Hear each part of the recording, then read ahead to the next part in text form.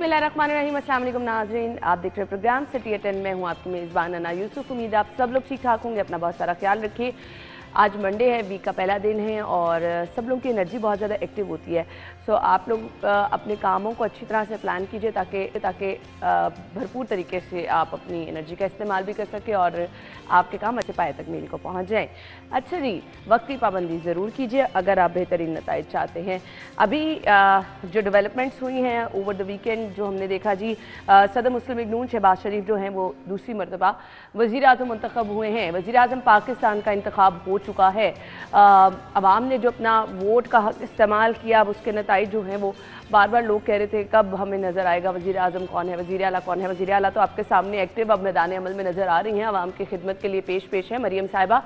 अब शहबाज शरीफ साहब की बारी है, जिन्होंने आते ही ऐलान कर दिया कि अवाम की दुखती रग महंगाई का खात्मा करेंगे। हम दुआ गो हैं अल्लाह ताला उनके लिए भी आसानियाँ पैदा करे, अल्लाह ताला अवाम के लिए भी आसानियाँ पैदा करे। इस वक्त अवाम के सबसे बड़ी मुश्किल महंगाई ही है।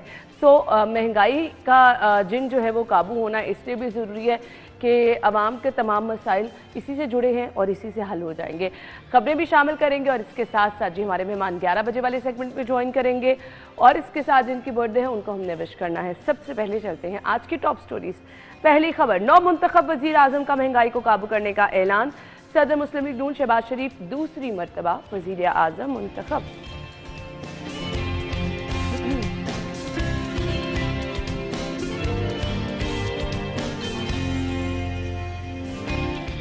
रमज़ान पैकेज के राशन बैग तैयार, मुस्तहिकीन का हक दहलीज तक पहुंचाने की तैयारी जारी। लेस्को ने कमर्शियल और सनती सारिफीन को 3 से 10 इकसाथ की सहूलत दे दी। 2 साल के फ्यूल प्राइस एडजस्टमेंट सरचार्ज की बिजली बिलों में वसूली। और शहर के बेशतर इलाकों में तजावुजात, जिले इंतजामिया सड़कों से तजावुजात का खात्मा करवाने से कासिर। जी, ये हैं आज की खबरें। इनकी डिटेल्स के लिए हमारे सीनियर रिपोर्टर्स मौजूद हैं, शाहिद सिप्रा साहब और अली साई साहब ने ज्वाइन किया। अस्सलाम वालेकुम। वालेकुम अस्सलाम। बहुत बहुत शुक्रिया। और सबसे पहले आ जाते हैं वज़ीर आज़म का इंतखाब फाइनली हो गया और अब बहुत सारी उम्मीदें भी वाबस्ता हो गई हैं। शाहिद सिप्रा साहब। बिस्मिल्लाहिर्रहमानिर्रहीम। देखें, कल अगर आपने उनकी तकरीर सुनी है तो उन्होंने भी उन्हीं उम्मीदों का इजहार किया है जो कि अवाम उनसे तवक्को कर रही है।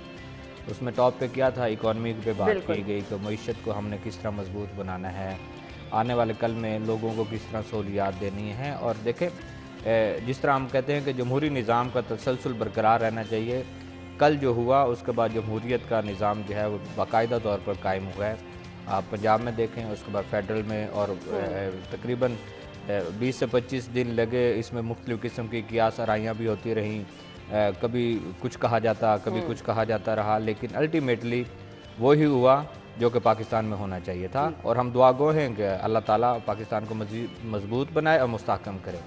अब बात रही कि उम्मीदें जो हैं उसमें टॉप पे क्या है, महंगाई है लोगों की सबसे बड़ा मसला, सबसे बड़ा मसला। और उस महंगाई के नीचे उसके अगर एलिमेंट्स को देखा जाए तो उसमें बिजली, गैस, अशिया ज़रूरिया की कीमतें, पेट्रोलियम मसनूआत, ये सारी चीज़ें अगर ये 4-5 अंसर मिलाएं तो फिर ओवरऑल एक जो लावा बनता है वो महंगाई का बनता है, जो इस वक्त आवाम की जेबों पर बोझ बना हुआ है और लोगों को उसकी वजह से मुश्किलात का सामना है।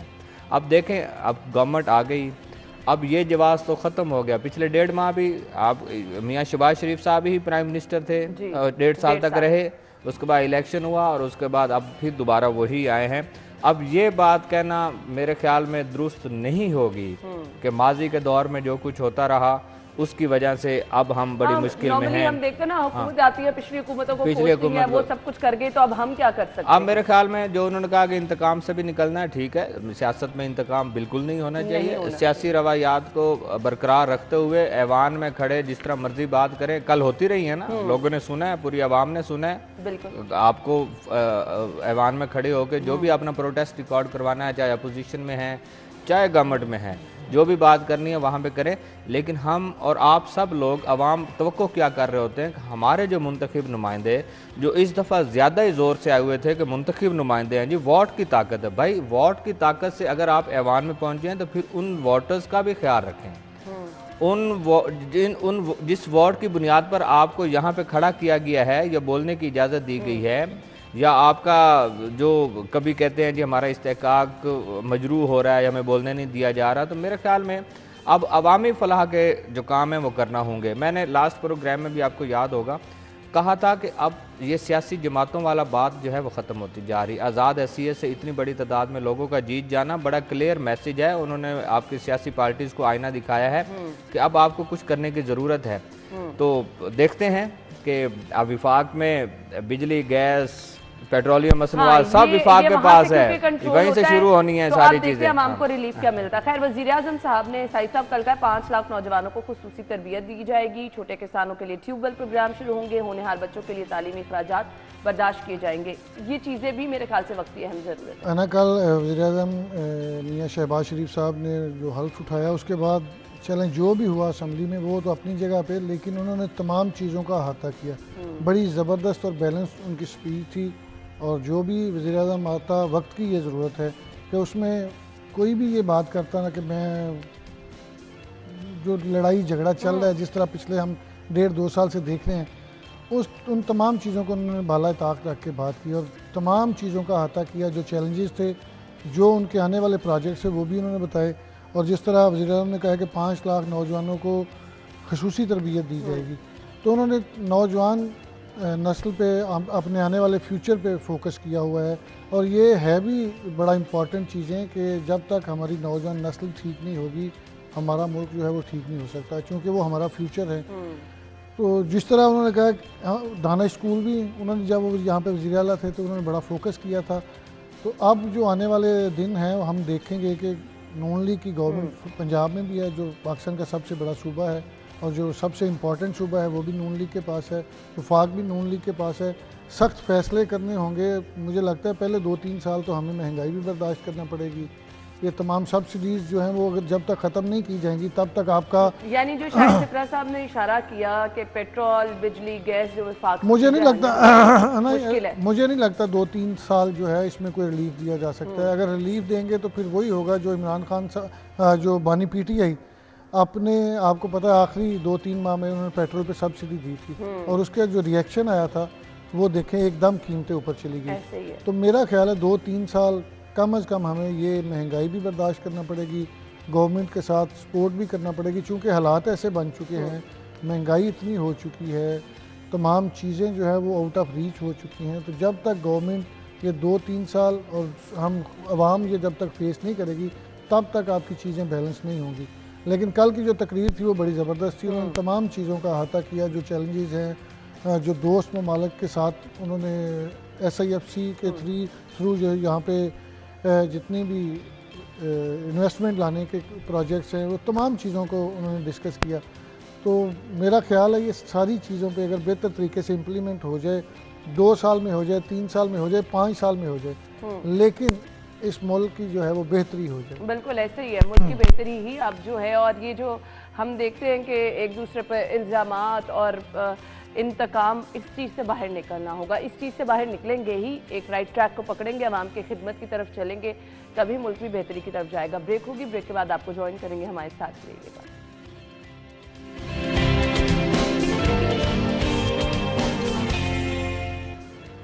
Welcome back once again. माह मुबारक की आमद है। सो यहाँ पर तो हमें पंजाब हुकूमत की तरफ से जो खबर आई है और चीज़ें पता चल रही हैं, मुस्तहिकीन के लिए उनका हक उनकी दहलीज पर पहुँचाने की तैयारियाँ की जा रही हैं। राशन बैग्स तैयार हो चुके हैं। साई साहब है ना, ये देखें ये बड़ा ज़बरदस्त चीज़ है। पहले होता ये, मुझे बता दें फॉर्मूला क्या फॉलो किया जा रहा है ना। पहले जो होती थी सब्सिडी दी जाती थी फ्लोर मिल मालकान को। अगर आपको याद हो तो आटा जो था वो बाज़ार भिजवाया जाता था। इसमें एक ओपन मार्केट होती थी, एक बाज़ार में आटा भिजवाया जाता था। ओपन मार्केट दुकानदारों को भिजवाया जाता था, बाज़ार में फ़िक्स डाटा जाता था कि इतने थैले इस बाज़ार में जाएंगे, इतने थैले इस बाज़ार। लेकिन उसमें एक बहुत बड़ी करप्शन होती थी कि गंदम सस्ती मिलती थी फ्लोर मिल मालकान को। लाहौर में फ़र्ज़ करें 35-40 मिलें हैं, तो वहाँ से मैक्सिमम जो ओपन मार्केट में जाती थी ना गंदम, वो 20 से 25% जो आटा था वो जाता था। अच्छा। 75% जो गंदम थी वो मिल मालकान पसाई नहीं करते थे, इसी तरह गवर्नमेंट रेट पे सेल कर देते थे। उनको सब्सिडाइज गंदम मिलती थी। तो ये सबसे अच्छी चीज़ है जो पिछले निगरान सेटअप में भी की गई कि लोगों तक डायरेक्ट जो है वो सब्सिडी का इम्पेक्ट जाए। तो ये भी बड़ी अच्छी चीज़ है कि ये जो राशन बैग्स हैं ये डायरेक्ट लोगों तक जाएंगे, इसमें कोई भी जो मिडल मैन है उस तरह फ़ायदा नहीं होगा। गवर्नमेंट खुद परचेज़ करेगी, खुद लोगों के घरों तक ये फ्री चीज़ें जो है पहुँचाएगी। पहले ये होता था कि बाज़ार में सस्ता आटा मिलता था या ओपन मार्केट दुकानों से मिलता था, तो लंबी लंबी लाइनें मिलती थी। लेकिन फिर आप एक और बेचारे परेशान है ना कि उनके घर तक वो बैग पहुंच भी सकेगा यही या आपको नहीं? बताने लगा हूँ। उससे पहले फिर ये होता था कि आप भी देखते थे, मैं भी देखता था, सिपरा साहब भी, सारे लोग देखते थे कि हम खबरें देते थे जी कि वो आटा जो है वो दूसरे थैले में तब्दील करके वो सेल कर दिया जाता था। ऐसे ही है।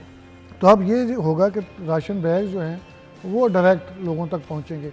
अब जितना सोशल मीडिया एक्टिव हो चुका है, मुझे लगता है कि अब इसमें फ्रॉड करना मुश्किल है। कोई एसी डीसी जब तक इसकी प्रॉपर मॉनिटरिंग होगी, लोगों तक थैले पहुंचेंगे और फिर जो मौसम नकवी स्पीड है उसको मीट करने के लिए वज़ीर आला पंजाब मरियम नवाज़ साहबा जिस तरह काम कर रही हैं, मेरा ख्याल है इस पर फोकस किया जाएगा। इसमें 2 नंबरी मुश्किल है। मेरा ख्याल है मिनिमम 80 से 90% भी ये प्रॉपरली काम हो जाए तो समझिए ये 100% हो गया और ये हो जाएगा। अब चूँकि आज उन्होंने मेरा ख्याल है पायलट प्रोजेक्ट के तौर पर 1500 या थैले जो है वो लोगों के घरों तक पहुँचाएंगे, तो इसमें आपको रिजल्ट्स जो हैं वो मिल जाएंगे। अब तो ये पॉसिबल ही नहीं कि आपका किसी नाम डालें किसी जगह पे और लोग उसको सोशल मीडिया पे हाईलाइट ना करें।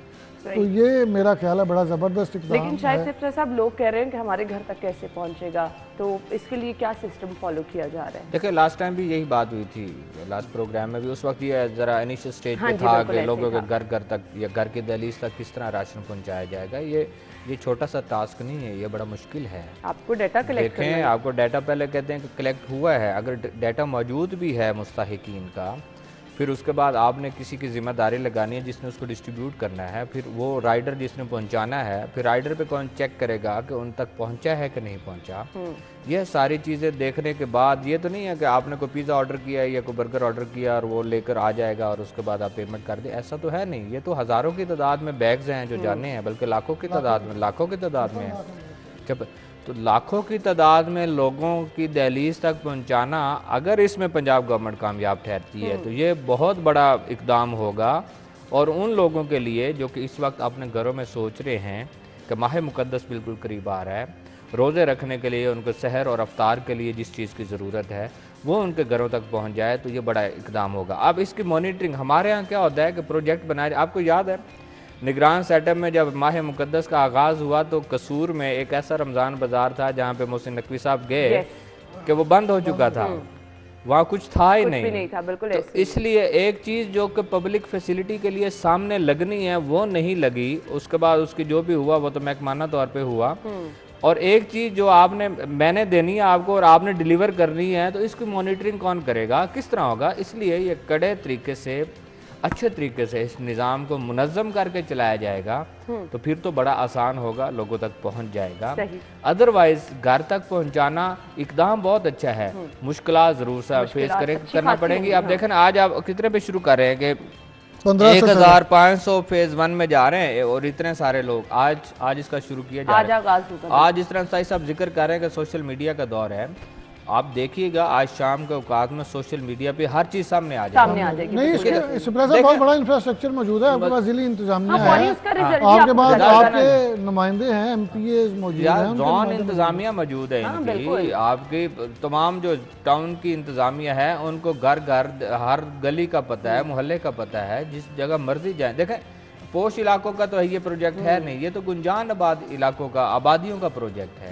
वहाँ तक आपकी जो जिस तरह से सब जिक्र कर रहे हैं कि पूरा डिस्ट्रिक्ट गवर्नमेंट का इंफ्रास्ट्रक्चर मौजूद है, उन लोगों की प्रॉपर जिम्मेदारी सौंपी जाए उनको तो वो काम करेंगे। लेकिन हमारे आलमिया ये है कि किसी को प्राइस कंट्रोल मजिस्ट्रेट तैनात करके भी आज तक हम कीमतों का कंट्रोल नहीं कर पाए।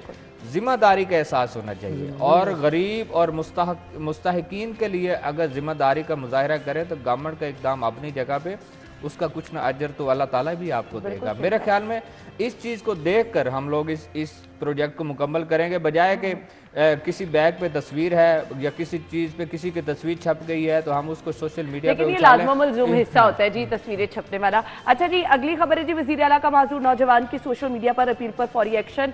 वजीर आला खासी एक्टिव नजर आ रही हैं और इसको लोग अप्रिशिएट भी कर रहे हैं, क्योंकि एक वो जो तासुर था शायद अभी स्टार्ट है तो स्पीड वैसी पकड़ ली है या फिर मौसम स्पीड पकड़ने की कोशिश की जा रही है। साई साहब पहले नहीं है ना, ये बड़ी अच्छी चीज़ है। आप देखें जब से नहीं, मैं अप्रिशिएट कर रही हूँ, हर कोई अप्रिशिएट आप कर कह रहा रहे है हैं कि सीएम साहिबा बड़ी एक्टिव है। तस्वीर लगनी चाहिए, एक बंदा काम कर रहा है, वो कोई भी गवर्नमेंट है, वो हमेशा हमने अगर समरात अवाम तक पहुंच रहे हैं तो दो तस्वीरें दो लगा तस्वीरें लग लें, लें। लेकिन ये बड़ी अच्छी चीज़ है। इसमें मेरा नहीं ख्याल कोई कबाहत है। अगर कोई अवामी खिदमत का जज्बा रखता है और वो काम कर रहा है तो तस्वीरों से कोई मसला नहीं, लेकिन काम होना चाहिए, सिर्फ तस्वीरें या तख्तियाँ नहीं होनी चाहिए।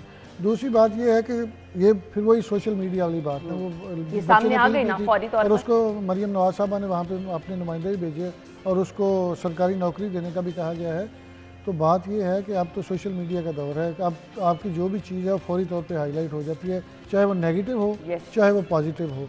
लेकिन पिछले जब से मरियम नवाज साहबा ने हलफ संभाला, हलफ उठाया है, उसके बाद हमने ये देखा है कि वो अगर मोहसिन नकवी स्पीड से काम नहीं कर रही, लेकिन ज़ाहिर है उनके अपने सियासी भी मसाइल हैं, यहाँ पे बहुत सारे इश्यूज़ भी हैं, असम्बली भी जाना होता है, लेकिन वो कोशिश कर रही हैं कि वो फील्ड में एक्टिव रहें। वो सुबह सुबह अपने दफ्तर भी जाती हैं, वो विजिट्स भी करती हैं, चीज़ों को इन्फोर्स भी कर रही हैं, लेकिन चैलेंजेस बहुत ज़्यादा है। मोहसिन नकवी साहब के पास एक चीज़ बड़ी थी कि वो अपने सारे फैसले खुद करते थे। अब इनके नीचे कबीना है, इनके नीचे इतना बड़ी असम्बली है, वो इतने बड़े लोग हैं, वो भी प्रेशर होंगे। लेकिन मुझे लगता है कि मरियम नवाज साहबा वो वाले सारे चैलेंजेस को उस तरह नहीं लेंगी जिस तरह पिछली गवर्नमेंट लेती रही है, क्योंकि अगर ये नून लीग ने इस टेन्योर में भी सर्व ना किया तो आप समझें कि फिर इसके बाद इनकी सियासी सालगिरह मज़ीद लेकिन अब कमज़ोर जिस हो तरह जाएगी। से ये काम कर रही हैं, मुझे लगता है फेवरेट वज़ीर आला बन जाएंगी। वैसे तो मरियम साहिबा वैसे लोगों वो की खातून होने के favorite नाते हैं। आप कह रही हैं। नहीं, मैं तो वैसे मैं ऑनेस्टली स्पीकिंग मैं उस दिन से बड़ा प्राउड फील कर रही हूँ। और फिर जैसे वो फील्ड में एक्टिव नजर आ रही है, और तमाम असेंबलीज में खवातीन से उन्होंने बात की, उनके लिए हॉस्टल दो बनाने की डिप्टी बात की, स्पीकर और मुझे बड़ा अच्छा लगा। वो मेरा ख्याल सिंध असेंबली में भी 4 डिप्टी सूबों स्पीकर में, हाँ, केपी में भी इसी तरह है। यस, बिल्कुल ऐसे ही है। खैर, अब जो सोशल मीडिया पे एक्टिव नजर आ रही हैं और लोगों को देखें ना, मैं बताता हूँ, आप लोग हम लोग कंपैरिजन करते हैं ना। जब बुज़दार साहब आए तो हमने मियाँ शहबाज शरीफ साहब से उनका कंपैरिजन किया, तो मियाँ शहबाज शरीफ और बुज़दार साहब में तो ज़मीन आसमान का कोई फर्क था। कंपैरिजन बनता अब ठहरे ना, लोग करते थे ना, जब बात करते थे यही करते थे ना। सिपरा साहब को याद है जब वो बहावलनगर के बहावलपुर गए थे, समीउल्लाह खान साहब थे वज़ीर खुराक उस वक्त थे, तो वो खातून ने पूछा कि ये कौन है, तो उन्होंने कहा ये शहबाज शरीफ है। पंजाब में शहबाज शरीफ लग गया। देखे ना, अब इसी तरह है कि आज अगर मरियम नवाज साहिबा को देखते हैं लोग तो वो मोहसिन नकवी के साथ उसको कंपैरिजन करते हैं कि मोहसिन नकवी साहब ने किस तरह काम किया। तो ये कंपैरिजन होना भी चाहिए। देखें, इस बुनियाद पे जब तनकीद होगी, एक पॉजिटिव चीज है, आवाम का भला हो रहा है, तो कंपैरिजन देखें करें आप। लेकिन पता क्या होता है, अवामी नुमाइंदे जिस तरह साहिब जिक्र कर रहे हैं कि ज़रूर होता है, सियासी प्रेशर ज़रूर होता है, लेकिन जो चीफ एडमिनिस्ट्रेटर है अगर वो चाहे तो वो सब कुछ कर सकता है। और ये देखा भी है, कम वक्त में सब कुछ हो सकता है, कम वसाइल में सब कुछ हो सकता है, और रातों रात भी सब कुछ हो सकता है, दिनों में भी सब कुछ हो सकता है, ये करके दिखाया गया है। खैर, ब्रेक लेते हैं, ब्रेक के बाद अगली खबर की तरफ आएंगे, हमारे साथ ही रहिएगा।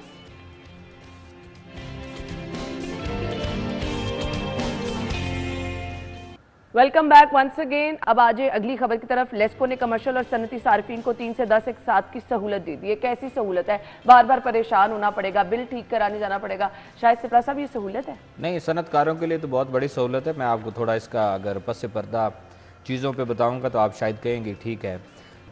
देखें, जब साबिक दौर में 10 रुपये फ्यूल प्राइस एडजस्टमेंट आया और लोगों के लाइनें लगी दफातर के बाद, आपको याद है उस वक्त शहबाज शरीफ साहब प्राइम मिनिस्टर थे और उन्होंने कुछ रिलीफ भी किया जो कि बाद में एक साथ की सूरत में वसूल भी कर लिया गया। उस वक्त जो इंडस्ट्री थी उनको चूँकि ये करोड़ों रुपए का फ्यूल प्राइस एडजस्टमेंट आया, उनके लाखों में यूनिट्स में कंजम्पशन होती है तो उनको उसी तरह ही फ्यूल प्राइस एडजस्टमेंट चार्ज होता है। बहुत सारी इंडस्ट्री, बल्कि तकरीबन सारी इंडस्ट्री आप ले लें, चाहे स्टील की, टेक्सटाइल, जो भी ले लें, उन्होंने अदालतों से रजू किया और वहाँ से स्टे ऑर्डर ले लिया। ठीक है। अदालत ने, हाई कोर्ट ने क्या फ़ैसला दिया कि आप इसको डेफर्ड अमाउंट यानी कि मतनाज़ा रकम के तौर पे बिलों में माइनस करते रहें और जो करंट बिल आ रहा है वो पे करते रहे। इसी तरह होता रहा कि 2 साल तक तकरीबन ये फ्यूल प्राइस एडजस्टमेंट डेफर्ड होती रही और जो करंट बिल आता रहा वो आप पे करते रहे। अब क्या हुआ कि सुप्रीम कोर्ट ऑफ पाकिस्तान की जानिब से डिसीजन आ गया कि फ्यूल प्राइस एडजस्टमेंट रिकवरेबल है। अब मुझे बताएं कि जिसको 1 महीना फ्यूल प्राइस एडजस्टमेंट जिस सनतकार को मुश्किल था, उसको 2 साल का जो फ्यूल प्राइस एडजस्टमेंट जो कि करोड़ों में आ रहा है एक एक बिल पे, सही बात है, वो अदा करना आसान है नहीं है, बिल्कुल नहीं। अब इस पे क्या हुआ कि इंडस्ट्रियलिस्ट्स ने लेस्को को रब्ता किया और लेस्को ने क्या कहा कि हम 3 से 10 एक साथ कर देते हैं। कुछ लोग जो 3 किस्तों में पे करना चाहते हैं वो 3 में पे कर दें, कुछ लोग जो 10 एक साथ में पे करना चाहते हैं तो वो पे कर दें। अब ये हुआ है, मेरे ख्याल में हम तब भी ये बात करते थे कि फ्यूल प्राइस एडजस्टमेंट ये पेएबल है। देखें डोमेस्टिक सेक्टर से भी 6 एक साथ की सूरत में ले ली गई थी। आपको याद होगा जब प्रोग्राम कर रहे थे तो प्राइम मिनिस्टर शहबाज शरीफ साहब ने नोटिस लिया था कि ये स्टोरी ठीक नहीं है, तो उसके बाद अल्टीमेटली वो बात सामने भी आ गई।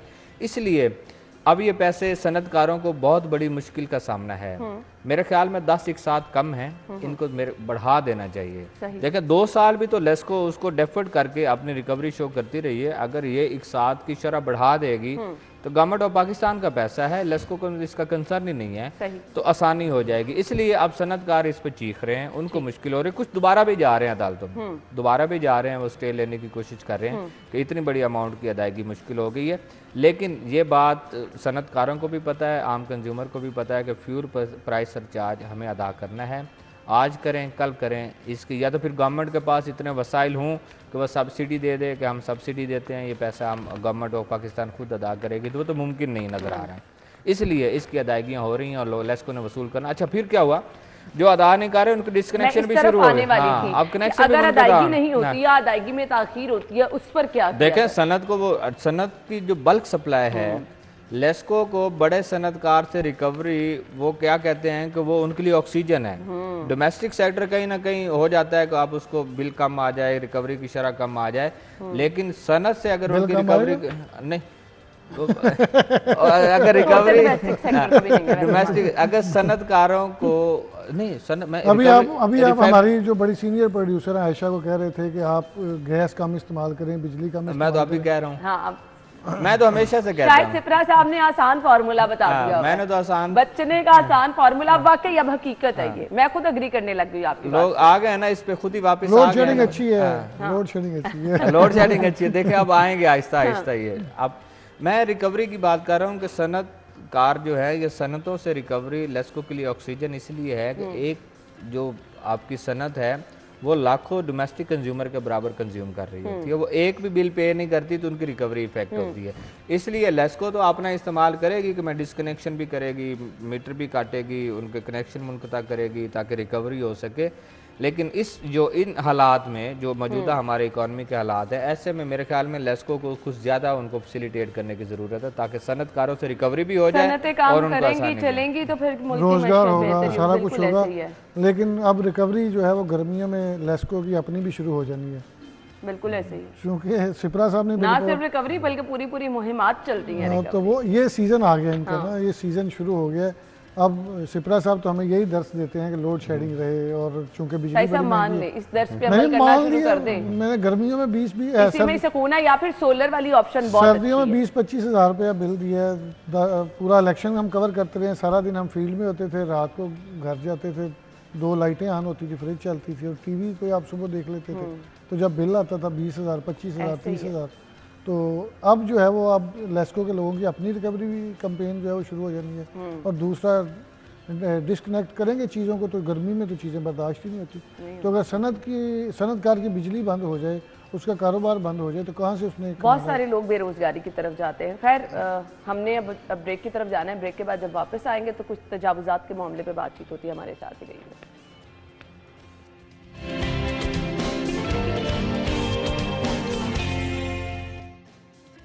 Welcome back once again. जिले इंतजामिया सड़कों से तजावुजात का खात्मा कराने से शहर के बेशतर इलाकों में तजावुजात की भरमार है। मरियम साहिबा ने इस चीज़ पे बड़ा फोकस किया था कि तजावुजात का खात्मा होगा, बहुत बड़ा ये चैलेंज है साहिब साहब। हाँ, ये तो हर रोज़ हर हफ्ते हर दफ़ा ये डिस्कस करते हैं, ये बहुत बड़ा चैलेंज है। और इस पर निगरान सेटअप ने आपको पता है कोशिश की थी, लेकिन मेरा ख्याल है उसमें उस तरह कामयाबी नहीं हुई जिस तरह बाकी तमाम जो 99% प्रोजेक्ट्स हैं उसमें की। तो ये बहुत बड़ा माफिया है। मेरा ख्याल है कि मरियम नवाज साहबा ने जब सेफ सिटीज़ अथॉरिटी का विज़िट किया था तो वहाँ पे मेरे ज़राए कहते हैं कि उन्होंने कहा शहर की ट्रैफिक ठीक करें। ये बड़ा जो है हर जगह पे रश लगा होता है। ट्रैफिक भी तो तजावुजात की जद में आके ज्यादा हम यही देखते हैं ना बहुत सारी जगहों पर। तो अभी आप थोड़ी देर गुजरेगी लिंक रोड चले जाएं, टाउनशिप मार्केट चले जाएं, ट्रैफिक में हलल भी यही चीजें बन रही हैं। वहाँ पे एक बड़े अफसर ने कहा कि वो जी तजावुजात बहुत हैं। तो मरियम नवाज साहब ने एक बड़ी अच्छी बात की। उन्होंने कहा बिल्कुल मैं आपकी बात मानती हूँ कि छोटे रोड्स पे हैं, किनाल पे, माल रोड पे, फिरोजपुर रोड पे, जेल रोड पे, कहाँ पे तजावुज़ात, वहाँ पे भी ट्रैफिक जो है आपकी जैम रहती है। तो ये चीज़ें हैं कि तजावुज़ात जो हैं वो हर बाज़ार में, हर गली में, हर दुकानदार ने अपने आगे एक फट्टा लगवाया, फट्टे के आगे फिर एक बंदा बैठा अच्छा, होता है। पहले ना शहर की मार्केटों की मिसाल दी जाती थी कि आप शालम मार्केट चले जाएं, आप 2-3 बड़ी मार्केटों में चले जाएं, वहाँ तजावुज़ात है। अब तो पूरे का पूरा शहर तजावुज़ात की ज़द में है। होता ये है कि दुकानदार के आगे फट्टे वाला, फट्टे वाले के आगे रेडी वाला। फट्टे वाले ने आपका फुटपाथ जो है वो पूरा जैम पे पैक किया है। जो रेडी वाला है, दो आप देखें ना, थोड़ा सा तो रोड है, उस तरफ भी रेडियाँ 2-3 लगी हैं, इस तरफ भी लगी हैं। फिर एक कार लग जाए या 2-3 बाइक्स लग जाए तो आपकी सारी ट्रैफिक का निज़ाम दरम भरम हो जाता है, वहाँ पे गुजरना ही मुश्किल हो जाता है। तो वही बात कि आपके पास तमाम इंफ्रास्ट्रक्चर मौजूद है। ये हो नहीं सकता कि SHO को ना पता हो कि कहाँ पे जुआ हो रहा है, कहाँ पे शराब बिक रही है, कहाँ पे 2 नंबरी हो रही है। इसी तरह डिस्ट्रिक्ट गवर्नमेंट के लोगों को पता होता है कि कहाँ कहाँ पे तजावुज़ात हैं, कहाँ कहाँ पे लोगों को वो खुद। सर यहाँ पे हालात ये है, रॉन्ग पार्किंग की वजह से आपकी ट्रैफिक डिस्टर्ब है, तजावुज़ात की वजह से नहीं, वो खुद तजावुज़ात बढ़ाने का काम करते हैं। जिस तरह हम बात कर रहे थे कि रिकवरी सीजन शुरू हो रहा है, तो बिजली चोरी होगी तो तभी काम चलेगा ना। इसी तरह अब एक बात तो वाज़ेह है साहिब साहब और शाहिद सिपरा साहब, आप एग्री करेंगे, इस पे मुहिम चलाने की जरूरत नहीं, ये तो रूटीन का काम इस पे डंडा चलाने की जरूरत नहीं, और ये रूटीन का काम है। आपके कि तजावुज़ात खत्म करके आप 2 दिन बाद फॉलो अप लेना चाहें, नहीं, आपको तो मैं कहती हूँ कोई टीम ही अपॉइंट कर देनी चाहिए हर बाजार। तो टीमें अपॉइंट हैं तो सही। देखें, जब निगरान सेट था उस वक्त कहा गया था कि मुकदमे दर्ज होंगे और हाल भी मुकदमे ही दर्ज है। मुकदमे का अंदराज होगा, कुछ सजा देंगे तो फिर है, अदरवाइज ये मुमकिन नहीं है। देखें, ऑन बोर्ड ले लेना सबको। असल मसला पता है हमारे यहाँ क्या है कि ताजिर बरादरी जो है उनकी अपनी एफिलिएशन। ताजिरों हर मार्केट के सदर को बुला के भी बात की है, वो कहते हैं हम खुद गवर्नमेंट के साथ तैयार है, फिर जिम्मेदार नहीं है तैयार ना, कौन तैयार है? ये यहाँ पे बैठ के बात करना बड़ी आसान है। आप मुझे बताएं, किसी भी एसोसिएशन या कोई ट्रेड यूनियन है, उनके सदर या सेक्रेटरी जो भी हैं, उनको नहीं पता कि उनकी मार्केट में क्या हो रहा है? तो वो खुद आप डिस्ट्रिक्ट गवर्नमेंट को बुला के आप आपस में मिलकर नहीं ऑपरेशन करवा सकते? बात करना बड़ा आसान है, लेकिन उस पर अमल दरामद करना बड़ा मुश्किल हो जाता है। यही ताजर बरादरी आज आप ऑपरेशन शुरू करें, यही ताजर बरादरी कल को आप मुस्लिम लीग नून के MPs और MNAs को लेकर आपके CM सेक्रेटेरिएट बैठे होंगे कि आप ये ना करें, हमारे कारोबार मुतासिर हो रहे हैं। इनकी अपनी एफिलिएशन है, हर यूनियन की किसी न किसी सियासी जमात के साथ वाबस्तगी है, उसकी बुनियाद पर ये सारा कुछ हो रहा है। फिर ये ना ही समझे ना, फिर यही बात मुझे बताए, हम लोग मिसालें देते हैं सर्कुलर रोड की और शालम मार्केट। जितनी मर्जी बड़ी अखबारात की सुर्खियां लगा ले, जितनी देर मर्जी टीवी चैनल्स में बातचीत कर ले, फिर नहीं है। मुझे बताएं, आम शहरी इन लोगों के पास जाए और वो मेन रोड पे किसी दुकान के सामने गाड़ी पार्क करने लगे, उसको पार्क नहीं करने देते ना कि हमारा कारोबार है। आप खुद चाहे 3 वहां पे जिस तरह मर्जी छोटी दुकानें लगवा दो भाई, जब आप फुटपाथ ही नहीं नजर आते, आपको तो ईद पे नजर आते हैं या फिर मुहर्रम की छुट्टी होती है, लाहौर में नजर आती है, अदरवाइज कुछ चीज नजर ही नहीं आती। वो नहीं लगवाया, वो फटा, वो खुद आप देखें सब्जी की दुकान है, कोई भी दुकान है, मैंने देखा है कि आप गारमेंट्स की दुकान पे जाए ना तो उसने बाहर इतना बड़ा बोर्ड रख दिया होता है, रास्ता पूरा ब्लॉक कर दिया, उसको अपने दूसरे बोर्ड पे यकीन ही नहीं है कि उससे कस्टमर उसको अट्रैक्ट कर रहे हैं, वो पूरा रास्ता ब्लॉक कर देगा। फिर वो वहाँ पे आप गाड़ी खड़ी करने लगें या कोई 2 मिनट के लिए रुक जाएं, वो आपके साथ लड़ने के लिए आ रहे होते हैं। तो मसला ये है कि अपना रवैया ठीक करें, सारा कुछ चलें, ठीक है गवर्नमेंट उस तरह इन्फोर्स नहीं करती, लेकिन ये हमारी भी तो जिम्मेदारी है ना। जब ट्रैफिक किसी दुकानदार की दुकान के बाहर ब्लॉक होती है तो मेरा ख्याल है ज़हनी तौर पे कुफ़त हो रही होती है कि मेरी दुकान के सामने लोगों की गाड़ियाँ जो है वो ट्रैफिक जो जैम है, लोग यहाँ पे अजियत का शिकार हैं, लेकिन रवैये ऐसे बन चुके हैं कि उस पर कोई बंदा कोई आवाज़ नहीं उठाता, बल्कि वो खुद उसका हिस्सा बने हुए हैं। और पूरे शहर में जो मेन रोड्स हैं, जो मेन शाहराएँ हैं, उस पर हम देखते हैं ट्रैफिक पुलिस खड़ी है, काम कर रही है, लेकिन जो बाज़ार हैं वहाँ से गुजरना महाल है। और ख़वातीन बेचारी जब शॉपिंग के लिए जाती हैं तो वहाँ पे तो मेरा ख्याल है कि एक बंदा ही गुजर सकता है, दूसरे बंदे गुजरने गाड़ी पे जाने का तो सवाल ही नहीं पैदा होता। मैं कभी किसी बाजार में गाड़ी पे जाना हो तो मैं तो सोच भी नहीं सकती हूँ, क्योंकि एक तो आपको पार्किंग की जगह नहीं मिलती, गाड़ी पार्क कर लें तो पीछे कोई गाड़ी लगा गया होता है, बाइक लगा गया होता है, आपके लिए मुमकिन ही नहीं होता कि आप वहाँ से अपनी गाड़ी निकाल सकें।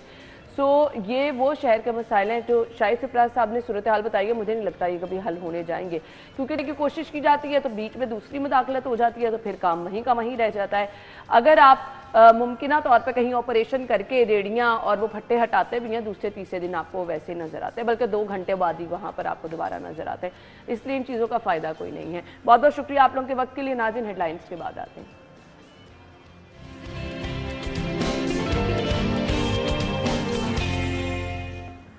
Welcome back once again. ज़िंदगी में हर किसी की ख्वाहिश होती है कि वो हज की सादत हासिल कर सके।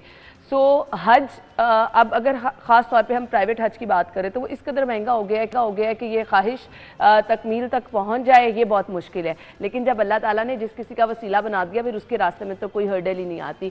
खैर, इससे आगे थोड़ा सा अगर हम देखें तो उम्रा जो है वो एक आपके पास ऑप्शन मौजूद है। अल्लाह ताला के घर को हर कोई देखना चाहता है। सो उम्रे के डिफरेंट पैकेजेस क्या क्या हैं और आपको कम पैकेज कब मिल सकता है, टिकट कम किस टाइम पर मिल सकती है। हर कोई आप डिफरेंट ट्रैवल एजेंट्स के पास जाते हैं और जानने की कोशिश करते हैं कि किस टाइम पर आपको थोड़ा सा अच्छा पैकेज मिल जाएगा कि आप अफोर्ड भी कर सके। कुछ ये भी चीज़ें समझेंगे। मैक्सिमम मिनिमम हज का उम्रे का पैकेज है क्या, जिन लोगों ने जाना है उनको किस चीज़ का ख्याल रखना है, कितनी देर पहले आपको प्लानिंग करनी है, कितनी देर पहले अपने ट्रैवल एजेंट के पास जाना है, ट्रैवल एजेंट का मुस्तनद होना कितना ज़रूरी है, क्योंकि यहाँ से अगर आप पहली दफ़ा उम्रे पे जा रहे हैं तो आगे जाके आप परेशानियों से बच सकें। आपका होटल कहाँ पर है, आपको कमरा जैसा कहा गया वैसा मिल रहा है या नहीं मिल रहा है, बहुत सारे मामलात होते हैं। सो इससे बचने के लिए आपको हमेशा किसी उस ट्रैवल एजेंट के पास जाना चाहिए जिस पर आपका एतमाद हो। आप अपने किसी प्यारे से, अपने दोस्त अहबाब से उनका एक्सपीरियंस पूछ सकते हैं और फिर उस ट्रैवल एजेंट के पास जा सकते हैं। ये बहुत आसान तरीका होता है। अच्छा जी, हमने हज और उम्रा के पैकेजेस पे बात करनी है, अभी क्या चल रहे हैं और किस टाइम पे अगर आप ट्रैवल करें तो ये बेहतर हो सकता है। हमारे साथ head of travel 92 Naveed Malik साहब मौजूद हैं। अस्सलाम वालेकुम। वालेकुम अस्सलाम। बहुत बहुत शुक्रिया नवीद साहब। उम्रा की पहले बात कर लेते हैं। उम्रा के पैकेजेस मैक्सिमम और मिनिमम बता दीजिएगा क्या है। जैसे कि आपको पता है कि रहमतों का महीना आने वाला है और हर मुसलमान की ख्वाहिश होती है कि वो ये फरीज़ा अदा करे। इसके लिए अच्छा, कुछ लोग तो मैंने हमेशा ऐसे सुने हैं पूरे 30 रोजे जाके वहाँ पर रखते हैं। बिल्कुल 30 रोज़ों की हर बंदा ख्वाहिश करता है। इवन के वहाँ पे उनका होता है कि हम इत्तिकाफ़ पे भी इस महीने में बैठे हैं, मगर इसके लिए नहीं यही चाहिए कि बिफोर द टाइम प्लानिंग करें अपनी जाने के लिए। क्योंकि 11th आवर में अगर आप सोचते हैं कि मैं चला जाऊँ तो उसमें आपको होटल्स महंगे मिलेंगे, आपको अकोमोडेशंस उतनी करीब नहीं मिलती, टिकट्स महंगी मिलती हैं या टिकट्स मिलती ही नहीं है।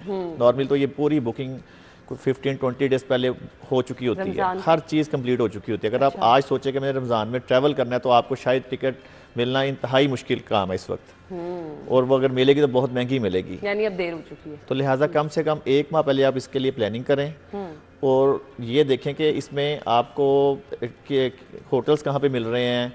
होटल्स की अकोमोडेशन नज़दीक है तो वो बहुत महंगे हैं, थोड़े से दूर हैं तो वो सस्ते हैं। शटल सर्विसेज बाहर चलती हैं 24 आवर्स, वो इशू कोई नहीं होता। तो लोगों को इसके लिए 1 माह कम से कम पहले प्लानिंग करनी चाहिए। टिकट्स आप अपनी अरेंज करवाएं, आपने होटल्स अरेंज करवाएं, वीज़ा आपका अरेंज होना है, फिर आपको टोटल इल्म होना चाहिए कि वहाँ पे रिक्वायरमेंट क्या है आपकी। तो लिहाजा इसके लिए आपको बड़े मुस्तनद जो हैं ट्रैवल एजेंट उनका इंतखाब करना चाहिए पूछ के, जैसा कि आपने अभी खुद भी कहा है कि इसमें लोगों को ख्वारी बहुत होती है, यहाँ पे बताते कुछ हैं, वहाँ पर कुछ और डिस्टेंस होता है उसका होटल्स का, तो उसमें बड़ी प्रॉब्लम आती है। सही। अच्छा जी, अब सब लोग जो जाने के ख्वाहिशमंद हैं वो मैक्सिमम मिनिमम उम्रा का पैकेज भी पूछना चाहते हैं कि अगर 1 हफ्ते के लिए जा रहे हैं तो कितना पैकेज होगा, 15 दिन के लिए कितना पैकेज होगा।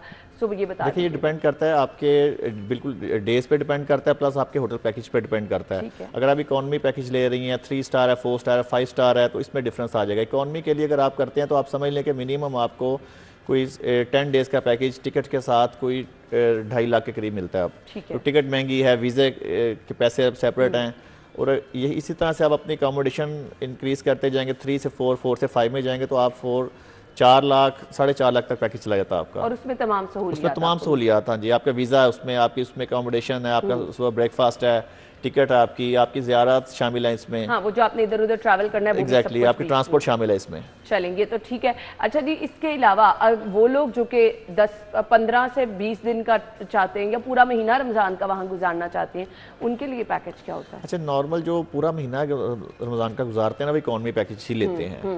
वो क्योंकि 5 स्टार वाला जो पैकेज है या 4 स्टार्स पैकेज जितने भी हैं वो इतने ज़्यादा महंगे होते हैं कि वो हज के बराबर हो जाते हैं। सही। वो पैकेज होते हैं, तो लिहाजा वो इकोनॉमी पैकेज लेते हैं। उनके लिए यही है कि नॉर्मल लोग 4 वीक्स 3 वीक्स और 4 वीक्स के दरमियान में जो लेते हैं उन्हें इकोनॉमी पैकेज आपको 330 350 3.5 लाख से लेकर 4 लाख तक मिलता है उनको पूरे नबील महीने साहब, का। बहुत सारे लोग ख्वाहिश ये करते हैं कि एंड वाले 10 रोजे, जैसे आपने तकाफ की बात की, तो वो अब आके प्लान कर सकते हैं लोग जिन्होंने तकाफ वहाँ करना है कि अब जाके वो बिल्कुल वो कर सकते हैं, मगर इसके लिए ये है कि वो जो लास्ट 10 डेज होते हैं, 10 दिन आखिरी जो इतने महंगे हैं वहाँ पे होटल्स के, कि पहले जो 20 दिन है उनका एक तरफ है वो एक जैसे, और लास्ट जो 10 डेज हैं वो इतने महंगे होंगे कि आपको पहले 20 दिन के बराबर वो लगते हैं। तो आप अंदाजा करें। तो अच्छा, अगर आप पहले थोड़ा सा करा लें, 1-1.5 महीना पहले ये सब प्लान करके, तब थोड़ा सा बेहतर है, rate काफ़ी फिर भी काफ़ी बेहतर मिल जाता है उन्हें, मगर अभी जो करेंगे उनको बहुत महंगी अकोमोडेशन मिलेगी। सही। अच्छा जी, अब हज की तरफ आ जाए। हज का मैक्सिमम मिनिमम सरकारी कोटा तो मुकम्मल हो चुका है, उस बारे में थोड़ी हज इस दफ़ा भी पाकिस्तान में जो उन्होंने कोटा दिया था वो 1,80,000 का दिया था। 90,000 प्राइवेट था और 90,000 जो था वो सरकारी कोटा था। जो सरकारी कोटा उसमें कोई 65,000 के करीब इस दफ़ा दरखास्तें मसूल हुई थी, जो कि हो चुकी थी। 4,000 के करीब स्पॉन्सरशिप जो होती है वो होती है। कोई तकरीबन 21,000 का कोटा एक्सेस इस दफ़ा था सरकारी, जो कि नहीं फिल हो सका, ये वापस हो जाएगा। अच्छा। और प्राइवेट तो हो जाता है। जो सरकारी हज था वो 11 लाख से लेकर 15 लाख तक इस दफ़ा आया था डेज के हिसाब से, और थोड़ी सी उसमें भी उन्होंने कैटेगरी 1 और 2 कर दी हुई है उसमें भी। तो जो प्राइवेट है वो मिनिमम कोई 11 से लेकर कोई 40 लाख तक 45 लाख तक हज होता है। वो सही डेज का हिसाब है, वही आपके जो अपना वहाँ पे होते हैं होटल्स हैं और फैसिलिटीज़ हैं, उसके लिए वो होता है ये सारा। सही। अच्छा जी, अब जो प्राइवेट हज की हम बात कर रहे हैं, कितनी देर पहले आपको तमाम तैयारी करनी है, ट्रैवल एजेंट के पास जाना है? क्योंकि अभी भी टाइम हम देखें ना उस हिसाब से बहुत कम है। देखिए, सरकारी हज वाले तो हो चुके हुए हैं, प्राइवेट आजकल कर रहे हैं। ये प्राइवेट जो है वो आप समझ लें कि 1 से 1.5 माह पहले तक कर सकते हैं। वो करते रहते हैं। अगर उन्हें कोटा मिल रहा है तो आहिस्ता आहिस्ता कोटा फिल होता जाएगा। जितने अच्छे पैकेजेस होंगे लोगों के वो सेल हो जाते हैं। फिर जो मजबूरी होगी जल्दी करनी पड़ेगी इसमें भी। सम टाइम अगर आपने सोचा कि मैंने 15 लाख वाला हज करना है या मैंने 20 वाला प्राइवेट करना है, तो आपको आजकल में वो कर लेना चाहिए। अगर आप यही रमज़ान के बाद चेक करेंगे तो वो बिल्कुल आपको वही अवेलेबल होंगे जो सेल नहीं हुए। तो वो फिर 22 वाला भी होगा, 25 वाला भी होगा, 30 वाला भी होगा। सही। अच्छा जी, कोई रिस्ट्रिक्शन भी है, कोई खुसूसी हिदायत भी हैं कि इस एज ग्रुप के लोग जा सकते हैं? जैसे हमने कोविड के दौरान कुछ पाबंदियां देखी, ऐसी कुछ पाबंदियां भी हैं इस दफ़ा ना काफ़ी पाबंदियां, सभी तकरीबन पाबंदियां उन्होंने उठा ली हुई हैं। ठीक है। और 6 मंथ का पासपोर्ट आपका कम से कम वैलिड होना चाहिए। ठीक है। उसके बगैर आपका वीज़ा नहीं लगेगा। अगर आपका पासपोर्ट से कम में है, लोगों को चाहिए कि अपने पासपोर्ट चेक कर लें, एक्सपायरी डेट चेक कर लें कि जब वो ट्रैवल कर रहे हैं वो 6 मंथ वैलिड होना चाहिए आपका पासपोर्ट। उन्हें आजकल में ही प्लानिंग करनी चाहिए, आजकल में अपना पासपोर्ट रिन्यू कराना चाहिए या नया बनवाना चाहिए। उसके अलावा पाबंदी ऐसी और कोई नहीं इस दफ़ा आ रही, हर चीज़ ओपन है वहाँ पर। कुछ वैक्सीनेशन वो ऑलरेडी जो उन्होंने की हुई है वो होती हैं, वो करनी है। जो आपने कोविड में की हुई हैं वो आपके पास उसका कार्ड होना चाहिए, वैक्सीन कार्ड होना चाहिए, पोलियो कार्ड होना चाहिए, हेल्थ कार्ड होना चाहिए। ये चीज़ें फिर आपको कंप्लीट एक ट्रैवल एजेंट करवा के देता है हर चीज़। नवीद साहब, अगर आपका मुस्तनद ट्रैवल एजेंट नहीं है, सो मैं हज की बात कर लूँगी क्योंकि वो एक बड़ा फरीज़ा भी कहा जाता है और मेरे ख्याल से एक थोड़ा सा बड़ी भी आपकी जिम्मेदारी होती है। सो अगर आपका ट्रैवल एजेंट मुस्तनद नहीं होगा, अच्छा नहीं होगा, तो किन मुश्किलात का सामना वहाँ जाके करना पड़ सकता है? देखिए, आपका ये जो हज का फ्रीज़ा है ये बड़ा अहम फ्रीज़ा है आपका, और इसमें अगर आपका ट्रैवल एजेंट कोई नेग्लिजेंसी ऐसी कर देता है तो आपका हज तकरीबन टोटल ख़राब हो जाता है। आपको आइडिया नहीं होता चीज़ों का कि कहाँ पे क्या करना है क्या नहीं करना। अच्छा ट्रैवल एजेंट, जो लोग पहली दफ़ा जा रहे हैं उनके लिए तो बहुत मुश्किल होता है। आपको अच्छे ट्रैवल एजेंट का इंतखाब करना चाहिए, पूछना चाहिए मार्केट से, थोड़ा सा आइडिया होना चाहिए कि मार्केट वैल्यू क्या है, इनका नाम कैसा है मार्केट में, उसके बाद आपको करना चाहिए। फिर उसके बाद जो ट्रैवल एजेंट होता है वो आपको पूरा गाइड करता है, ग्रुप्स में अटैच कर देते हैं, आपकी ट्रेनिंग होती रहती है, साथ साथ आपको वो ग्रुप्स बना देते हैं, आसानी हो जाती है, उसमें आपको आसानी हो जाती है। अकेले तो आपको कुछ भी नहीं पता चलेगा, आप कर सकते हैं। बिल्कुल। वो जो जिन ग्रुप्स में आपको अटैच कर देते हैं तो इन्हें चाहिए कि उसमें फिर पूरी तरह से उनके साथ ही रहें।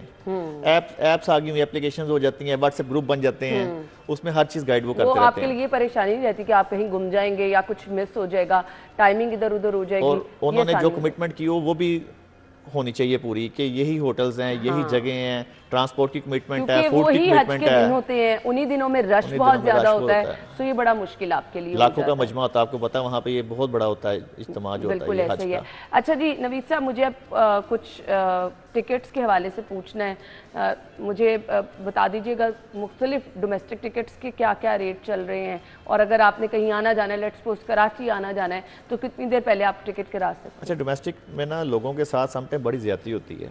मैं ये काफ़ी दफ़ा इसका जिक्र भी कर चुका हूँ पहले भी कि इसमें चेक इन बैलेंस कोई नहीं है। अच्छा। आपको समटाइम एक टिकट आपको मिल रही है 20,000 की, और कुछ जैसे ही कोई डेज ऐसे इवेंट्स के होते हैं, कुछ हॉलीडेज होती हैं, तो वो ticket one way ticket Karachi की, लाहौर से कराची की 50,000 की हो जाती है। अच्छा। 50,000 की।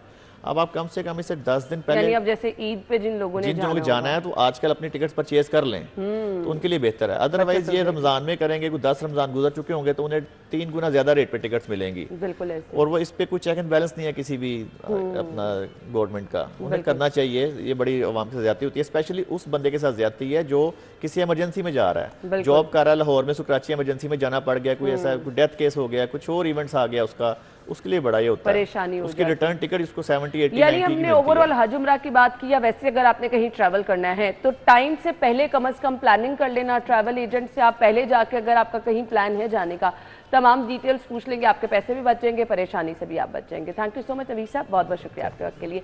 नाज़रीन ब्रेक होगी, ब्रेक के बाद हम आपको ज्वाइन करेंगे, आप हमारे साथ ही रहिएगा।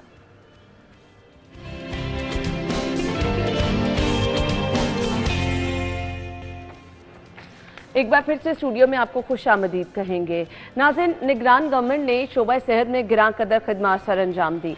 आज किसी भी हॉस्पिटल में चले जाएं, आपको एक्सटेंशन नज़र आएगी, आपको बेड्स की तादाद, अद्वियात के हवाले से अगर बात की जाए, और इसके अलावा टेस्ट की सहूलियात की बात की जाए। जब निगरान गवर्नमेंट ने सेटअप संभाला तो अस्पतालों के हालात बहुत ही अबतर थे।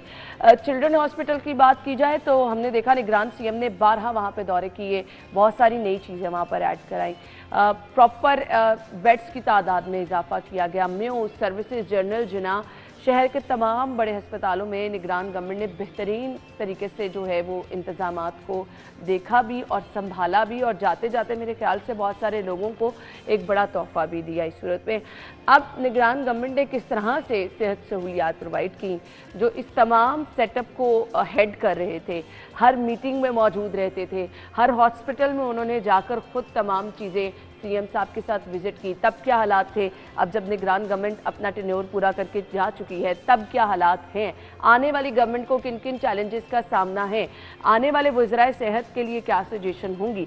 हमारे साथ डॉक्टर जावेद अकरम साहब मौजूद हैं, उन्हें अपने शो में वेलकम कहेंगे। अस्सलाम वालेकुम सर। बहुत बहुत शुक्रिया सर आपके वक्त के लिए। काफ़ी हेक्टिक टेन्योर रहा ये, क्योंकि आप तो हमें टीवी पे नज़र आए हैं। जी बिल्कुल। देखें, मैंने तो खैर ज़ाती तौर पे मैं तो एक प्रोफेशनल डॉक्टर हूँ और एक टीचर भी हूँ, रिसर्चर भी हूँ, लेकिन ये रोल कभी ना सोचा था, ख्वाब में भी कभी नहीं हमने सोचा था कि ये अल्लाह ताला हमसे ये काम लेगा। और बहुत अच्छा एक्सपीरियंस रहा, बहुत कुछ सीखा और बहुत ट्राई किया कि कंट्रीब्यूट कर सकें। सर जिम्मेदारी भी बहुत बड़ी होती है, बहुत सारे लोगों की उम्मीदें ही आप लोगों से वापस। जी वो जाहिर है कि एक इस तरह का डॉक्टर कि जो प्रैक्टिसिंग डॉक्टर है, जो मरीज़ों को सारी उम्र देखता रहा है, उससे बेहतर किसको पता होंगी इशूज़, और उसके बेहतर सॉल्यूशंस किसको पता होंगे। और हमारी खुशकिस्मती ये थी कि हमारे चीफ़ मिनिस्टर सैयद मोहसिन रज़ा नकवी साहब थे, और वो जब नहीं भी चीफ़ मिनिस्टर थे तो उनकी हेल्थ के साथ बहुत लगन है, और अब नहीं भी हैं चीफ़ मिनिस्टर तो फिर भी हेल्थ के साथ उनकी बहुत लगन है। एक तो उनके अपने घर में डॉक्टर हैं जिसका वो बहुत तज़किरा करते हैं, जो मेरी शागिर्द है, और जना हॉस्पिटल में उसने मेरे साथ काम किया हुआ है। लेकिन उसके अलावा समहाउ हेल्थ उनके बहुत के करीब रहा है। मेरा ख्याल है कि अगर वो जर्नलिस्ट इस पाए के ना होते तो इस पाए हमारे से बड़े पाए के डॉक्टर होते। अगर उनको दोबारा अल्लाह मियाँ पूछे तो मेरा ख्याल है वो डॉक्टर ही बनना चाहेंगे। मैं तो कई दफ़ा कहा कि उनको किसी यूनिवर्सिटी को ऑनररी डिग्री दे देनी चाहिए, बिकॉज वो एज ए जर्नलिस्ट जब सिटी 42 लॉन्च हुआ तो सिटी 42 में भी आपको ये पता है कि जाहिद चौधरी साहब और जो लेजेंड्स हैं आपके, वो हेल्थ से ही लेजेंड्स निकले थे। बिल्कुल ऐसे। और हेल्थ को आप बहुत टाइम देती है सिटी 42 और बहुत अच्छा करती है, क्योंकि ये हेल्थ एक ऐसा शोबा है जो अल्लाह के भी बड़ी करीब आपको कर देता है, आपकी आवाम के करीब कर देता है। और यहाँ पे सिर्फ़ और सिर्फ दुख के साथ लोग आपकी तरफ, चैनल की तरफ देखते हैं या हमारी तरफ देखते हैं। कोई खुशी से हेल्थ के शोबे को नहीं देखता, एक्सेप्ट कि जब आप बेटा कोई माँ पैदा करती है तो वो सेलिब्रेट होता है, वरना तो किसी के पेशाब बंद हो गया, किसी को फालिज हो गया, किसी को हार्ट अटैक हो गया, किसी को वेंटिलेटर नहीं मिल रहा। तो हम मीडिया ख़ासकर सिटी 42 और आप ख़ासकर जितने आप प्रोग्राम हेल्थ पे करती हैं, हम दुख के साथी हैं। मैं लोगों को कहता हूँ आपकी माँ एक दफ़ा मरती है, हमारी रोज़ मरती है। जो माँ जैसी उम्र की कोई मर गई तो यही लगता है कि एक हिस्सा आपका भी मर जाता है एज ए डॉक्टर, क्योंकि आप उस फैमिली का हिस्सा बन जाते हैं। और आप जब रिपोर्ट कर रहे होते हैं, उन बेटे से पूछ रहे होते हैं कि यहाँ गफलत हुई नहीं हुई, दवाई नहीं मिली, तो वो भी आपके भी उससे लगाव हो जाता है। तो ये एक अल्लाह के बहुत करीब है, मसीहाई का शोबा है। और उसमें मैं एज ए डॉक्टर पाकिस्तान में और बहुत से कंट्रीज़ में काम किया, मैं समझता हूँ कि आप एज ए एंकर, आपके जो जितना अमला है, चाहे कैमरामैन से लेके आपके चेयरमैन हैं, आपके जो प्रोड्यूसर्स हैं, सब ये सब हेल्थ की टीम का हिस्सा हैं। मैं हमेशा कहता हूँ, शुरू से कहता हूँ कि जब मैं अल्हम्दुलिल्लाह कोई दर्जनों हॉस्पिटल्स का हेड रह चुका हूँ, कि मीडिया ख़ासकर सिटी 42 या आपका जो ग्रुप है, ये हमारी आंखें और कान होते हैं और एक्शनेबल चीज़ें दिखाते हैं आप, जिस पे हमें एक्शन लेना पड़ता है। चाहे हम MS हैं, चाहे हम प्रिंसिपल हैं, चीफ एग्जीक्यूटिव हैं, VC हैं, जो मैं इन सारी चीज़ों में काम कर चुका हूँ। तो मुझे कई दफ़ा अपनी टीम से वो फीडबैक नहीं मिलती जो आपकी चैनल से देख के मिलती है, ताकि मैं उस पर एक्ट कर सकूँ। और बिलीव मी, ये नहीं कहूँगा कि 100%, 90% ऐसी चीज़ें होती हैं जिस पे हमें एक्शन लेना चाहिए ताकि चीज़ें इम्प्रूव हों। नीयत सबकी यही होती है, किसी कोई खुदा न खास्ता किसी को तजलील करने की नहीं होती। तो जज़ा और सज़ा का मामला होना चाहिए और आप लोग आइडेंटिफाई करते हैं फ्रंट से, हम उस पर एक्शन लेते हैं और फिर चीज़ें बेहतर होती हैं। और जैसे हमारा टेन्योर शुरू हुआ तो मुझे याद है कि इमरजेंसी में मुझे फ़ोन आया कि जी वहाँ पहुँच जाएँ गवर्नर हाउस, आपने ओट्स लेना है। तो वो सैटरडे की हफ्ते की रात थी और रात के ये फ़ोन आया कोई 11:30 बजे। तो 1 बजे हमने होश लिया। तो हमारे सेक्रेटरी साहब हेल्थ के वहीं थे, मैं था, चीफ मिनिस्टर साहब थे, बाकी मिनिस्टर्स थे। तो मुझे उस आधे घंटे में मैंने सोचा कि मैं क्या कर सकता हूँ जो मैं सारी उम्र चाहता था कि मैं कर सकूँ और नहीं कर सका। कितना बड़ा मौका अल्लाह ताला ने आपको। तो अल्लाह ने दिया। अब उस वक़्त सबसे पहली ज़हन में मेरे आई कि जो सबसे कॉमन बीमारी जिससे एक पाकिस्तानी मरता है और बीमार होता है वो दिल की बीमारी है। अनफॉर्चुनेटली सबसे हमारा डिजीज़ बर्डन देखें, हाईएस्ट मोर्टेलिटी है। और मैंने उस गाड़ी में जाते हुए गवर्नर हाउस की तरफ सोचा, मैंने कहा कि अब हम जो इलाज कर रहे हैं उस वक़्त जो कर रहे थे पाकिस्तान पूरे में, ख़ासकर लाहौर में, वो 1990 का इलाज था। अच्छा। 2023 का नहीं था। ठीक है, क्योंकि मैं अमेरिकन कॉलेज ऑफ कार्डियोलॉजी का फ़ेलो हूँ, तो मुझे पता है कि कितनी ज़्यादा उसकी वैल्यू है। और मुझे ज़्यादा कन्विंस नहीं करना पड़ा मोहसिन को, क्योंकि वहीं पे गवर्नर हाउस में मैंने उन्हें बताया कि हमें प्राइमरी एंजियोप्लास्टी करनी है। प्राइमरी एंजियोप्लास्टी ये है कि किसी के छाती में दर्द हो रही है, उसको हार्ट अटैक हो रहा है, तो उस विंडो में यानी कि चंद घंटों में, 6-7 घंटे 8 घंटों में वो अगर आ जाता है और उसको फौरी तौर पे बजाय इसके खून पतला करने वाला टीका लगा के व्हीलचेयर पे लिटा दें या बेड पे लिटा दें, उसको फ़ौरन आप कैथ रूम में ले जाएं और डोर टू विंडो टाइम आपका 40 मिनट के करीब हो। 40 मिनट में उसकी जो बंद हो रही है नाली उसको खोल दें, वो हार्ट अटैक से बच जाएगा। उसको बार बार दाखिल नहीं होना पड़ेगा, हार्ट फेलियर से, अरिदमिया से, कॉम्प्लिकेशन सारी उम्र बच जाएगा। तो उन्होंने एकदम कहा कि बिल्कुल ठीक है। और वहीं पे सेक्रेटरी साहब थे उस वक्त, अहमद जावेद काजी साहब थे।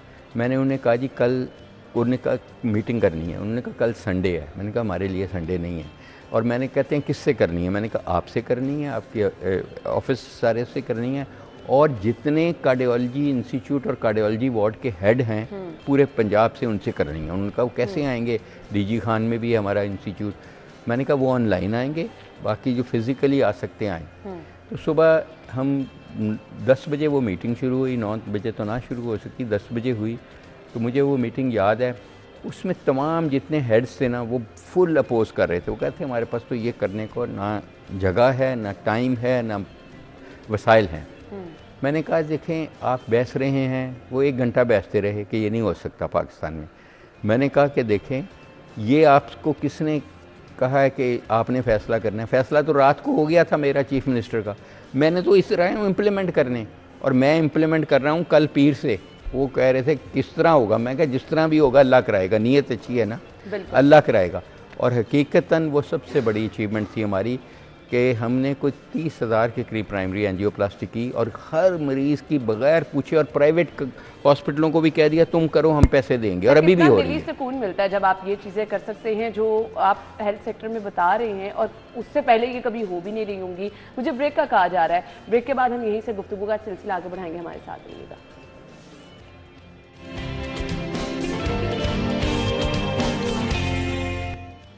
एक बार फिर से आपको खुश आमदीद कहेंगे। डॉक्टर जावेद अकरम साहब हमारे साथ मौजूद हैं। गुफ्तगू का सिलसिला आगे बढ़ाएंगे। पीआईसी के बाद आप क्या समझते हैं कौन से हॉस्पिटल में वो काम हुए जो एक्चुअली मरीजों से बराह रास्त उनको बहुत फ़ायदा पहुंचने वाला है? देखें आपका चैनल और तमाम चैनल और सही कर रहे थे, वो दिखाते थे गंदे बाथरूम, टूटी व्हील चेयर, टूटे बेड्स, गंदी बेडशीट। हमने किया कि बेडशीट्स हर रंग हर दिन नए कलर की होगी, ताकि पता लग जाएगा कि आज सबकी नीली है तो ये लाल क्यों है। तो ये आपको हर रोज़ नई बेडशीट मिलेगी कम से कम। जो इमरजेंसी में हमने कहा डिस्पोजेबल बेडशीट्स होंगी, ठीक है, ताकि मैं हमारे एक आम आदमी जो रेहड़ीबान है, जो ड्राइवर है, चपरासी है, क्यों उसका हक नहीं है कि जब वो ज़िंदगी में सबसे नाजुक मरहले से गुजर रहा है अपनी ज़िंदगी और मौत की कश्मकश में, या उसका बेटा इस कश्मकश में, कि वो उसको साफ़ बाथरूम मिल जाए, उसको साफ़ बिस्तर मिल जाए, उसको साफ़ माहौल मिल जाए, उसको अच्छी देखें जब आप हॉस्पिटल्स पे हमने लगाया, और मैं चीफ़ मिनिस्टर को तमाम क्रेडिट देता हूँ, उसने बिल्कुल खुल के लगाया।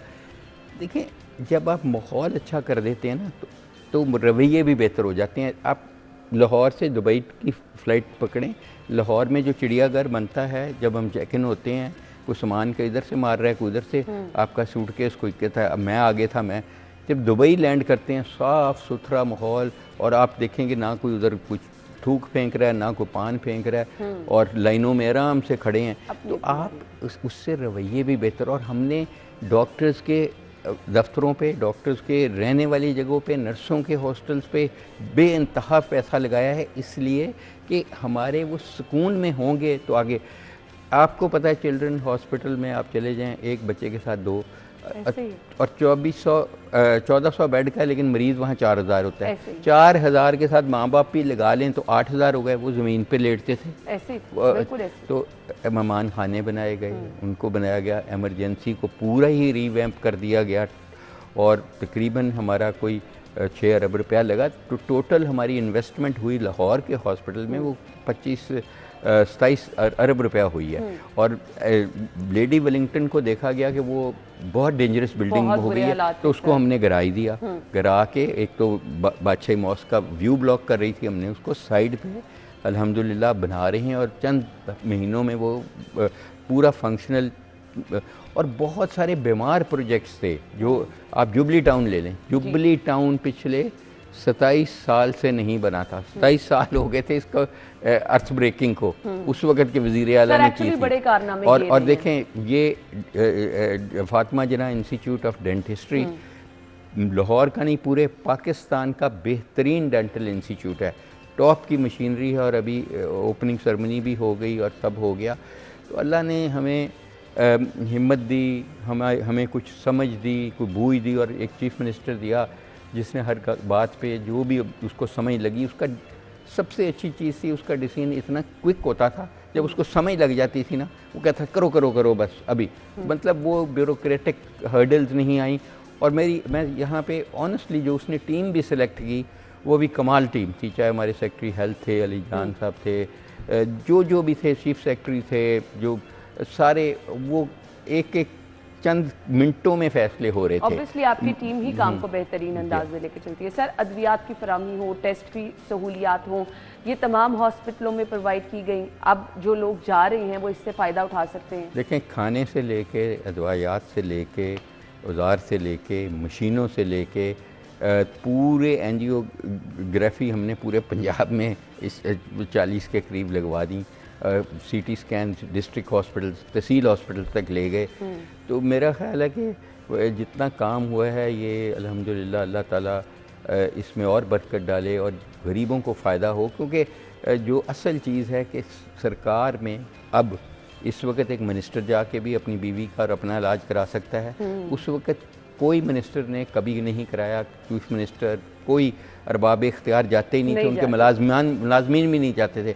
अब वो इस काबिल हो गए हैं, मैं समझता हूँ हमारा कोई भी सरकारी हॉस्पिटल, आप किसी भी सरकारी हॉस्पिटल को कंपेयर कर लें किसी प्राइवेट हॉस्पिटल से, हमारे तमाम सरकारी हॉस्पिटल इस वक्त तमाम प्राइवेट हॉस्पिटल से बेहतर। No doubt, agree. सर, मेरे पास टाइम कम है, कुछ आने वाली गवर्नमेंट को सजेशन होंगी स्पेशली हेल्थ डिपार्टमेंट के हवाले से? देखें, हम समझ रहे हैं कि हम बहुत थोड़े काम में मदूद अख्तियारात, क्योंकि हमारे पास कैबिनेट नहीं थी, हम कानून नहीं बना सकते, पार्लियामेंट नहीं थी, कानून नहीं बना सकते थे, हम पॉलिसी नहीं, PC1 नहीं बना सकते। जो हम कर चुके हैं, अल्लाह ताला करे वो आने वाली हुकूमत उसको मेंटेन करे और उसको और इम्प्रूव करे। और जो चीज़ें हम नहीं कर सके इख्तियारात ना होने की वजह से, जैसे हम चाहते थे थैलेसीमिया एरेडिकेट करें, हम बिल्कुल स्कूल हेल्थ प्रोग्राम शुरू करें, हम रेफरल सिस्टम शुरू करें, ताकि जो ओवर क्राउडिंग है यानी ये ना समझे कि आप लोगों की नज़रों से कुछ दूर रहा है। नहीं है, लेकिन वो हमारे पास आड़े आ रहा था कि हम कानून नहीं बना सकते, हम उनके लिए कानून का कवरेज ज़रूरी था। तो इंशाल्लाह ये जो आने वाली हुकूमत है, इंशाल्लाह ताला अल्लाह ताला करेगा कि और आसानियाँ पैदा करेंगे और जो प्रिवेंशन पे ज़्यादा काम करें ताकि बीमारियों को प्रिवेंट किया जाए। रादर हम पाकिस्तान में, लाहौर में इस वक्त हर दूसरे बंदे को ब्लड प्रेशर है, हर तीसरे बंदे को शुगर है। तो आप इमेजिन कर लें, और ट्यूबरकुलोसिस और बाकी बीमारियां अभी तक हैं।